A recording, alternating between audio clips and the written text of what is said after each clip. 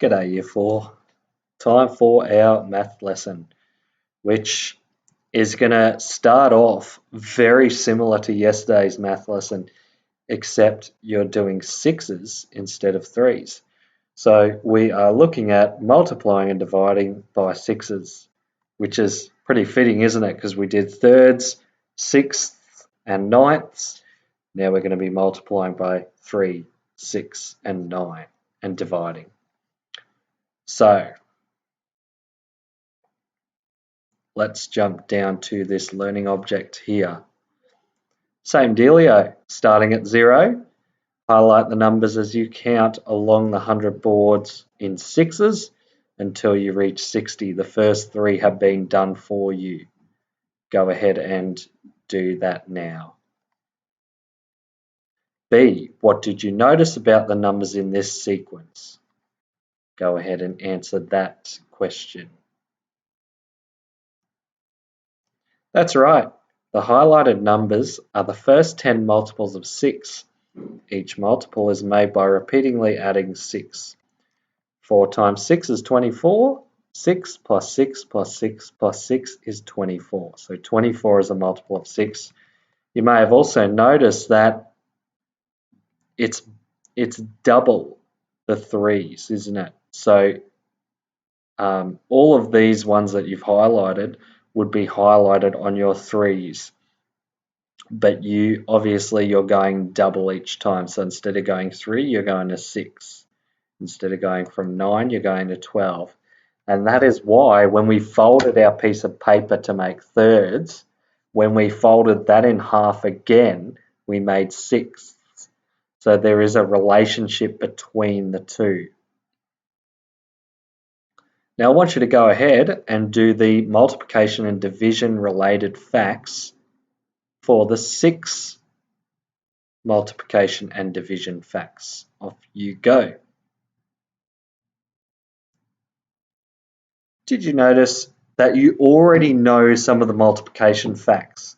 You know that 6 times 5 is 30 because you know that 5 times 6 is 30. So we can actually flip with multiplication, but we can't for division. Read the following information. To solve 3 times 6, think 3 times 3. Now I've already done our 3's, so we're going back and using the 3 strategy. That gives us 9. If we double 9, that gives us 18. So 3 times 6 is 18 because it's double 3 times 3. So number 5, briefly explain how you can use 3's multiplication facts to solve 6 multiplications facts. Go ahead and answer that for me. Now, what you needed to have mentioned was something about how all the 6 multiplication facts are double that of the 3's. So 3 times 5 is 15. 6 times 5 must be 30 because it's double 15.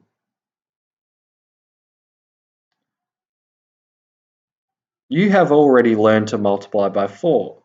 You just double the 2's facts. To multiply by 6, you double the 3's facts. Solve the following 6 multiplication facts by doubling the related 3's multiplication facts. You can use counters to help you, or you can use diagrams. So what I would recommend is, for this one, 2 times 6. I would do 2 times 3. I would draw a diagram of 2 times 3. I would then draw the same diagram next to it. Then I'll do 2 times 3, then I would double that to get 2 times 6, and I'll put my answer here. So you need to make sure, these are simple facts, but you need to make sure you're putting a diagram, because if you're able to show us what your thinking is, then you can extend that thinking for more complex multiplication facts. Off you go, answer A and B, and make sure you do your thinking in the box too. Okay, we're flying here. Read through the following information. To find the answer 212 times 6, the split strategy can be used. Think 212 times 3. Split the larger number into easier numbers to work with. Use facts. So we go 200 times 3 because we know that if we take away the zeros, it becomes 2 times 3, then we add the zeros back in at the end. That gives us 600. 12 times 3 gives us 36. So that gives us 636. Notice they didn't go 3 times 10 and then 3 times 2. You would have got the same answer, but we know that 3 times 12, we're capable of doing that. So if we go 636 and we double that, double 36 is 72. Double 600 is 1200. So it's 1272. So we're multiplying it by 3 using the split strategy. Then we're doubling the answer so that we can, because we know that 6 is double 3. So now try that on your own. Solve the following number problems by doubling the 3's multiplication facts. Make sure you show your working out. So go ahead and answer A and B, and then I'll show you my answers. Pause the video and off you go.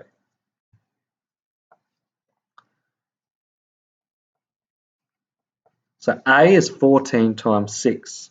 I'm going to think 14 times 3. Okay?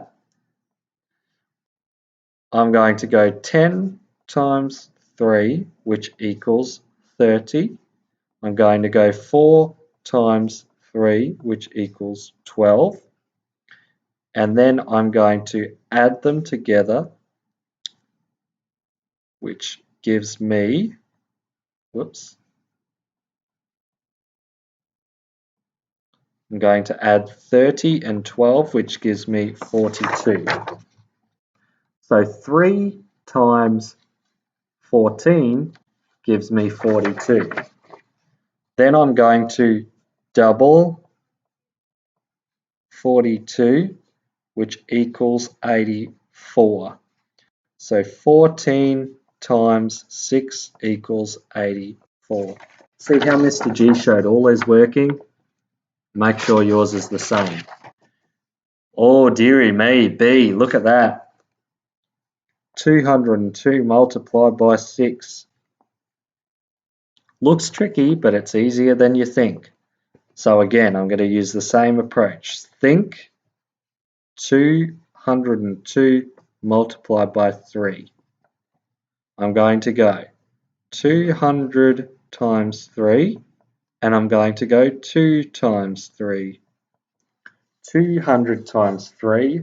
Well, I can sit here and go 3, 6, 9, all the way until my fingers get to 200, but I don't have 200 fingers. So I'm going to imagine the zeros aren't there, and I'm going to go 2 times 3, which is 6. Then I'm going to add the zeros back in, which is 600. And then 2 times 3 is 6. So 600 plus 6 equals 606. And all this is interlinked. It's interlinked with fractions. It's connected with partitioning. See how I've done a standard partition there? That is essentially like, so we've got split strategy, standard partitioning, we've got fractions, the relationship between 3 and 6. It's all connected. That's why math is such a great subject. So now if I go double 606, I know double 6 is 12, and I know double 600 is 1200, or 1200. So the answer is 1212. I'm going to write that out neatly underneath. 202 times 6 equals 1,212, and I added in a bit of a space to show the thousands. Okay, so it's much easier doing it. I mean, look, you could do the split strategy. You could go 200 times 6 and 2 times 6, but it's just another way in which you can solve it. So, read the following problem. Farmer Joe packed his pumpkins into 6 crates. In each crate there were 126 pumpkins. How many pumpkins altogether? Altogether means that we are finding a total. In this problem, is the whole or the part unknown? Well, we're finding what's altogether, so that is the unknown. So it means the whole is unknown. If the whole is unknown, are you using multiplication or division? Yes, you are using multiplication. So write the 2 answers there. Off you go. Now finally, choose the correct number sentence to match the problem. Is it 126 times 6 or is it 126 divided by 6? Good, it is 126 times 6. And now, just like yesterday, you've got 3 problems to solve. All right? So again, use those strategies. You have to work out which is unknown, the part or the whole. Then you have to ask yourself, will you use multiplication or division? Then you have to choose the correct symbolic operation to use. If you do that for each of the problems, your thinking will be on the right track. You will then have to find the answer. But if your thinking is on the right track, then you're going to get yourself into a good position to find the answer. So give those 3 questions a go first, and then I will show you the answers. Pause the video and give those a go. Right, let's look at A. 3,120 eggs were packed into cartons that each contained half a dozen eggs. How many cartons of eggs are there? So, we've got the total amount of eggs. We're going to share those into half a dozen. Now, half a dozen, I should have probably mentioned before, half a dozen is 6. Okay? So, you're sharing them into cartons that contain 6. So they want to know how many cartons. So I asked myself, are we finding a whole or the part? We're finding a part because the whole is the amount of eggs. So think, what operation am I going to use if I'm finding a part? That is going to be division because I'm sharing. I'm going to estimate my answer. I know that 3,000 shared by 6. I'm going to take away the zeros and make it 30 by 6, which is 5. I'm going to add the 2 zeros in at the end. It'll be somewhere around 500. That's my estimate. That's my guess. Now I'm going to solve it. So I'm going to take the numbers 3,120 and 6, and I'm going to put in a division symbol. Okay? Now, again, what I'm going to do is this. I'm going to take the first part, which is 3,000, and I'm going to go 3,000 divided by 6. And I'm going to work that out. If you made a mistake or you were sort of off, you can work along with me. So I'm going 3,000 divided by 6. I'm going to cross out 2 of the zeros, so it becomes 30 divided by 6. 30 divided by 6 is 5. Then I add the zeros back in. So that's a lot of cartons, isn't it? Now I can't forget the 120. So I'm now going to go 120 divided by 6. I'm going to cross out the 0, so it's 12 divided by 6. 12 divided by 6 is 2. I'm going to add the 0 back in, which is 20. Then I'm going to add these two to get my final answer. So 500. Happy Mother's Day to all the mothers out there for Sunday.